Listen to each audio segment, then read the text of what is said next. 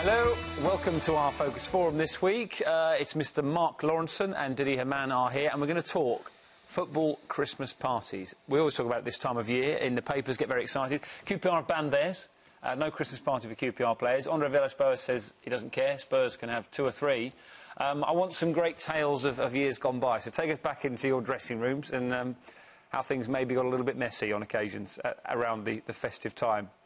Yeah, it did at times, but I think, all in all, I think it's a very good thing, because I think this is a time where, you know, people open up, you have a couple of drinks, and you start talking to people you may not have spoke to before for 3 or 4 months, and I think it brings everybody closer together. And we had at Newcastle when I first came here, which was new to me, because in Germany we don't do them things. No Christmas party? Yeah, you have a Christmas party enjoying themselves. No, we have a dinner before Christmas with the families, and you know, an official dinner, but nothing like an English Christmas party. And it was my first year, was new, so they said after training we go and you need to buy presents. So a week before that we drew a name out of the hat, and obviously for that person or that player you had to get a present. And I got given a nice present, a book which is banned in Germany. I don't want to go any further. One of the players who where his heart or his passion was questioned numerous times, he got given a pig's heart. So nice friendly presents, though. Friendly presents. So, and you don't know, you know, some of the players you don't know them, and sometimes it can get a bit out of hand. There was another player who got so upset he went home. But, you know, this is a terrible mess, Didi. It sounds like the worst party ever. Yeah, but to get relegated that year as well, or not? Nearly. Yeah. Laura, any tales? Well, yeah.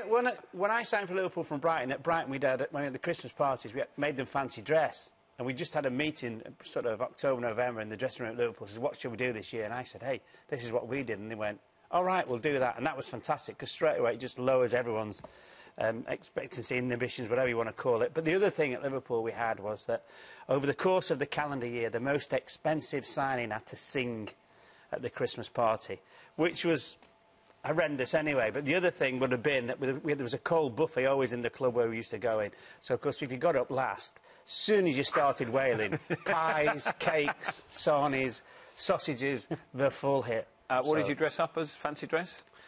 I think the first year I went in as our Willie, the schoolboy. Remember the Scottish newspaper? You probably don't remember. You take it as well back there. Yeah. Is it Where's Wally? Yeah, I had bruises on my face and on shorts and rubbish, but hey go. Did he? Any fancy dress tales, or is it always just sort of shirt and tie for you? yeah. No, we had one fancy dress. I went as a sailor. That was it.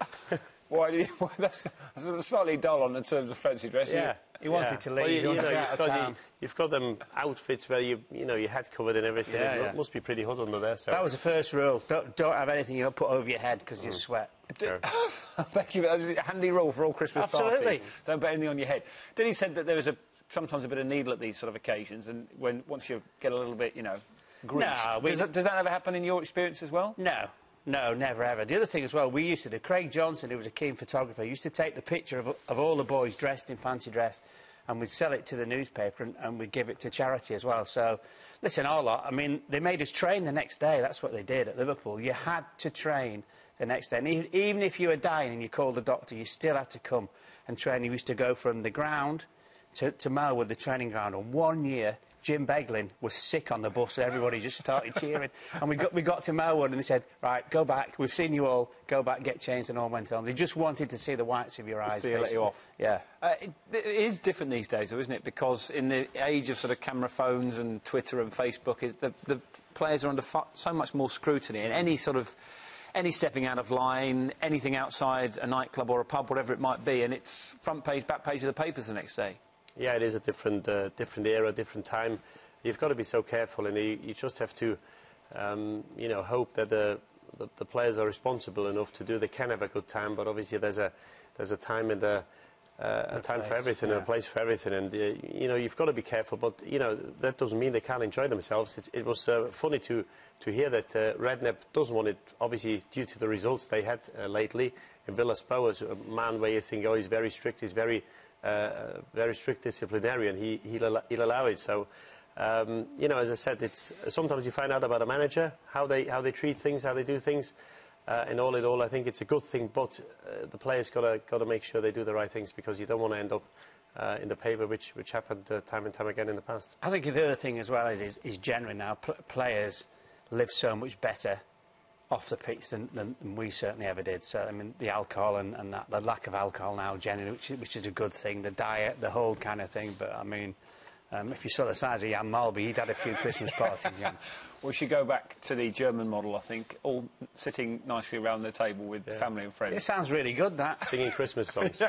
Sing it like Alexander Kolarov, like Jingle Bells, yeah? A little bit better. Lovely. OK, thank you very much, gentlemen. A fascinating insight, as ever. We're back next week, 12:15, Saturday, BBC One, for yet another Football Focus. Goodbye, everybody, and thank you very much for watching.